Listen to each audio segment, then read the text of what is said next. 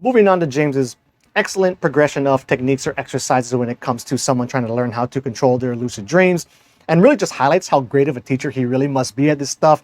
And this is something that I'll definitely be adding in to my stuff should someone come to me wanting tips on how to, control their lucid dreams better, specifically when it comes to trying to change an object from something into something else, make something disappear, or making something appear.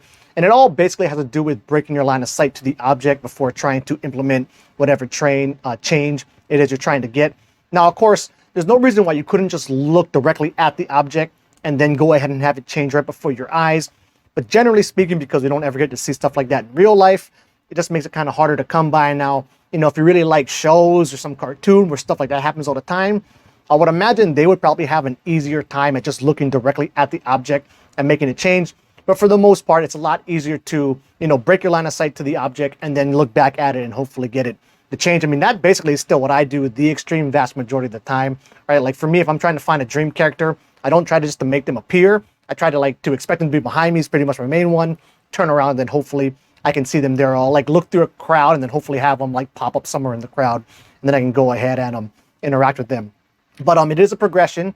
So basically he recommends with trying to change an object from one thing into something else first, then go on to trying to make the object disappear, and then go on after that to trying to make something or an object appear. So when it comes to changing an object, he recommends using your hand, or basically you'll just cover the object or your line of sight to the object with your hand, and then you'll try to will it or change it into something else.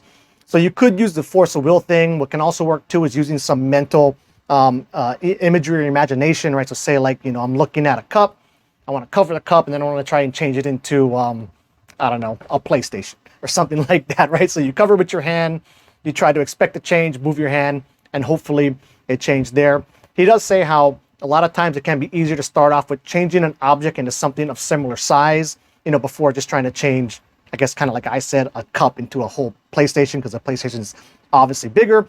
Although there's no real reason why that should be an issue. I mean, I guess if you're covering the cup with your hand and you want to change it into something like a car, so typically your hand wouldn't cover it anymore, I could see how that could kind of throw in some curveballs, just because, it's a whole trying to make something appear while you're looking at it thing. But generally start off with stuff of the same size and then, progress on past that. Then he recommends the next step in the progression is to make something disappear, which you could do by covering with your hands, but he also recommends how simply closing your eyes and doing kind of like a prolonged blink, to make the thing disappear, open your eyes, hopefully it's not there anymore. Now, there are some potential downsides to closing your eyes within dreams, where a lot of times that can cause people to go ahead and wake up out of it. If you're trying to close your eyes and have the dream stay stable long enough before you just full on wake up, I like to kind of try and sink into the feel of the dream, or maybe if you can hear it or be audible, if you can smell something within the dream space, try to hold on to other aspects of it before opening your eyes again. Also, by doing that, that can increase the chances of you opening your eyes and you being in the same setting, where sometimes, that's a good way to work on teleport and just changing the dream scene in general. As you close your eyes, open it, and you can kind of just teleport or change the entire environment around you. So by sinking into the feelings of what you're currently at in the dream setting can help you stay in that same dream setting. So yeah, close your eyes, cover with your hand, basically just try to make it disappear. And then after that, you can try actually make things appear, which of course, again, you could use your hand, you could use a blink, but he actually recommends using doors for this one. So say you're at a door, go to the nearest door next to you, open the door and then try to make either something appear on the other side of it, or use it as a teleportation portal and just kind of have it be a totally different dream environment. Beyond that, that can work really great there. And then to tie these things all together is basically you can do all three of these in progression. So it's really good to go into, when you're going to sleep, have a plan in your head. Should you get lucid, these are the things I want to try. So you can actually use these all in a row. So first try change an object into something else. Then you can go ahead and try to make something disappear. And then right after that, you can go into trying to make something appear. And that's just a nice way to get a lot of these quick mental reps in, work out those mental muscles in your head. And then eventually, once you kind of get the hang of this stuff, it should come very easy and naturally, right? You really are just trying to have enough successful attempts to build your confidence in it. Then once you have that confidence built up and the expectation that you will be successful, you're basically always successful from that point on. Now, of course, you'll run into little hiccups here and there where things could be more difficult or might not be working. But for the most part, once this stuff gets kind of easy and consistent, you made it. So this is a big part of the chapter. There might be some other stuff I'll hop into, but for now, that'll wrap it up. Something I forgot to add in about the door technique is you don't actually even need a door. I mean, doors are great because they break your line of sight to it. And then plus, since you're standing right next to the door and you open it once, you can get a bunch of cracks at, trying to make whatever object it is you want to appear beyond it, whether it's an object, a person, a thing, or even like changing, the complete dream environment. Once you cross that threshold of the door, doors can work really great for that.